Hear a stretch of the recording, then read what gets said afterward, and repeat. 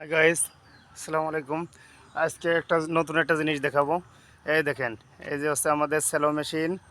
এই মেশিনে এখানে পানি ঢুকাই দিয়ে তারপরে হচ্ছে কল চাপতে হয়, এরকম চাপ দিয়ে তারপর পানি উঠায়। পরে দেখেন এই যে হচ্ছে মোটর, এই জায়গায় সুইচ টিপ দিতে হয়। লাল সুইচটা টিপ দিলে কারেন্টের মোটরটা চালু হবে। চালু হওয়ার পরে এই যে দেখেন, এই যে এই খেতে পানি যাবে একদম। আমাদের ক্ষেতটা হচ্ছে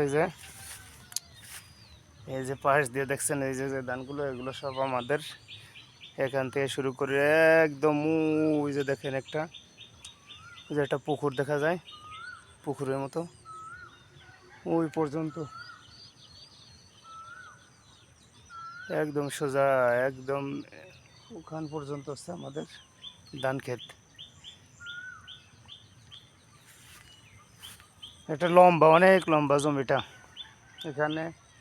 তারপরে ওই দিক দিয়ে আমাদের অনেকগুলো, একটা না অনেকগুলো ক্ষেত আছে এক জায়গা।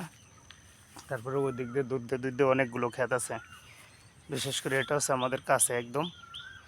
এটা হচ্ছে অবদার রাস্তা, ইটের সোলিং দেওয়া রাস্তাতে।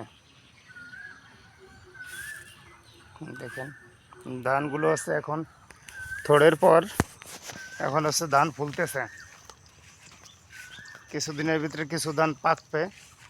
এই জায়গায় কিছু চারা ছিল আর কি, ধানের পাতো, এগুলো হচ্ছে শর্ট পড়ছিল। শর্ট পড়ার কারণে কিছু কিনা হয়েছে।